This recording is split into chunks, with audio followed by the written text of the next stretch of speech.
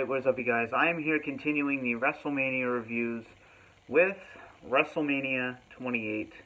Miami, Florida, Sun Life Stadium, and the once-in-a-lifetime main event, which at the time was, just epic. You had an epic once-in-a-lifetime main event between The Rock and John Cena. It of course had the year-long build, but we will get to that here shortly. And presentation-wise, I thought this was great. You had a great-looking stage. You had, the palm trees and then the umbrella. So from a presentation standpoint, this WrestleMania was spot on. And, I'll show you real quick. We have the logo. And then we'll get into the Hall of Fame first. This year we saw Ron Simmons, Mil Mascaras, the Four Horsemen, Mike Tyson, Yokozuna, and Edge. I'm a huge Yokozuna fan, so I was excited to see that. And, I think Edge is very deserving. I feel like Edge maybe went in a little too soon. I feel like maybe they could have waited a few years, but whatever. Not really a big deal. And then here you can actually see a good shot of the presentation. So, let's get to the match listing. The pre-show we had, of course, the triple threat tag team match, Primo and Epico versus Jimmy and Jey Uso versus Justin Gabriel and Tyson Kidd. So, getting on to the main show. The opening match we had for the second year in a row, the World Heavyweight Championship between Sheamus and Daniel Bryan. Now, I wouldn't call myself an indie darling, but I am fairly familiar with the independents. And seeing the American Dragon at WrestleMania for the first time, actually on the main card, was exciting. I was looking forward to this. I'm not a Sheamus fan, but I was looking forward to Daniel Bryan having a match at WrestleMania. And for a lot of people, this match result was either really good or really bad. To me, I was pissed. To this day, it still bothers me. What was it, 18 seconds? Something like that. So, yeah, I thought this was complete bullshit. It legitimately pissed me off because it was a match I was looking forward to, first of all. And second of all, I felt like Daniel Bryan deserved at least some time, even if he was going to lose. And another thing, it just kind of wasted the Royal Rumble. This year I felt like Chris Jericho should have won the Rumble. I definitely believe that. So the only reason they had Sheamus win, and this is a fact, was for the surprise factor. That's it. And this was just wasted. So yeah, waste of a Royal Rumble, waste of a world title match. So, yeah, whatever. So, with this WrestleMania, it's very divisive. This is probably one of the most split WrestleManias of all time. And you're either in the boat where you think this is one of the greatest of all time, and then you're in the boat where it's overrated. I'm in the overrated category. I really think this is an overrated pay-per-view. And the reason I think that is, you may have had 2 or 3 great matchups, but the rest was just filler that nobody cared about, nobody wanted to see, and just very average matches. So, a prime example of that are the first 2 matches, actually, first 3 matches. Randy Orton versus Kane. This was right when Kane came back with his mask, so he was, he had a lot of momentum. Randy Orton had a world title reign with, he had the whole rivalry with Christian the year before, so both of these guys had a lot going into this, and they put on an average match for WrestleMania, and, it wasn't bad, it was entertaining, but really did feel like filler. Next match. This is the Intercontinental Championship match between Cody Rhodes and Big Show. Another example of filler. I understand you want to give Big Show his, his credit, his WrestleMania moment. I feel like Cody Rhodes could have put on a better match than this if they let him. And, once again, this match really had nothing to it. It only went a few minutes, and, there's really nothing to say about it. Along with the next match, Kelly and Maria Menounos versus Beth Phoenix and Eve. One of my biggest pet peeves in wrestling, period, is when you involve celebrities.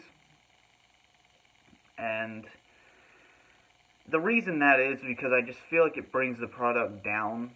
Look, I'm an old school kayfabe guy.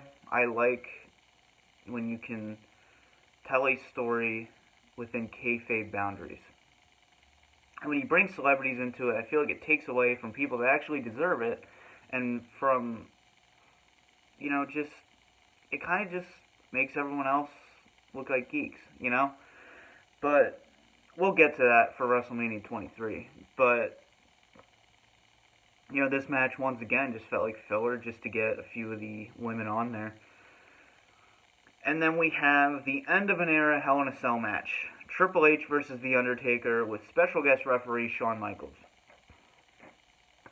This is a match that's also I wouldn't say it's very divisive, but you do have the people that say it's not that great of a match. I'm kind of in the middle, because this was, and I mean this when I say this is a storytelling, psychological masterpiece. But when you break all of it down and you take away that storytelling, it wasn't that great of a match from a physical standpoint, but the storytelling was more important here. So I do kind of defend it in that manner. But if you want to say it wasn't that great of a match physically, that's fine. I'm not going to disagree with you on that one. But you do have to look at just how epic this was, how the crowd was so into this. When I was watching this live, I was at the edge of my seat. And it's very rare that you can get me to do that. So, credit to them. This was a fantastic match. And I don't think it's the greatest Hell in a Cell match of all time by any means. But I'd say definitely, top 5 maybe. Maybe like number 5, something like that. So next up we had the prime example of filler. Team Teddy versus Team Johnny.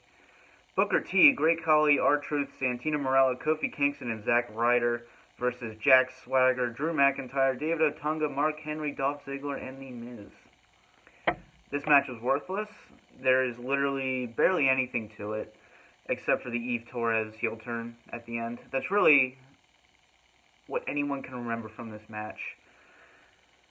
See what I mean here? Like, you had great matches in between the filler. Whereas WrestleMania, let's say 31, or WrestleMania 17, every match felt important and brought something to the table. Whereas this pay-per-view didn't have that. But next up we had CM Punk versus Chris Jericho. From a technical standpoint, this was match of the night. Obviously, it couldn't beat the storytelling of the Hell in a Cell match. But this was phenomenal. I felt like Chris Jericho should have won the Rumble. But whatever. Great story going in. I loved this heel Chris Jericho we had.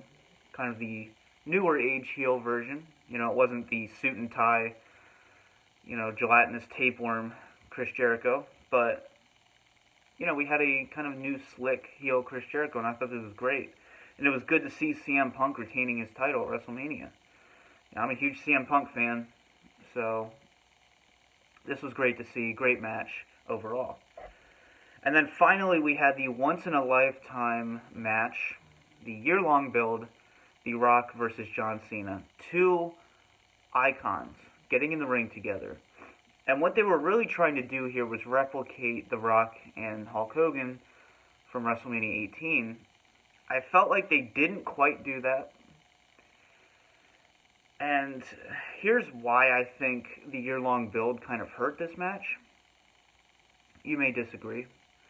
When you have these guys in the ring together, feuding for a year, you just kind of get sick of it. And it doesn't mean as much. Let's say you had, like, trying to think of an example. Like The Rock and Hulk Hogan. There wasn't much of a feud going in, so it meant a lot more when they met in the ring. You know, and also like Andre and Hulk Hogan, WrestleMania 3, yeah, they had prior matches, but those were lesser known matches.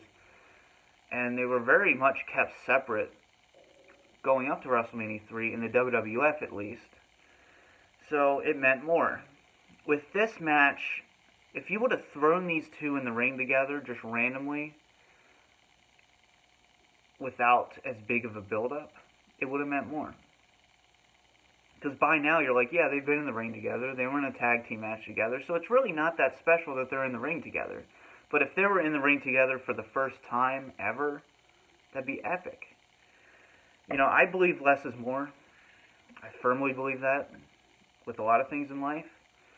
And not taking away anything from the match itself, it was an above average match, but it wasn't anything spectacular.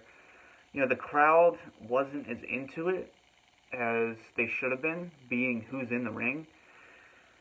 And part of that could be, you know, this had to follow two great matches, except the Team Teddy versus Team Johnny match. But you know what I mean. So, you know, I think they made the wrong decision in putting The Rock over. I think John Cena should have went over. That's also going to divide fans. You know, I feel like they just wanted to please the crowd, so they put The Rock over.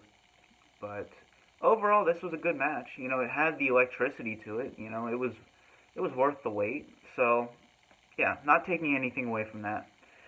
But I do think this was partially ruined by WrestleMania 29. So overall, letter grade for this pay-per-view.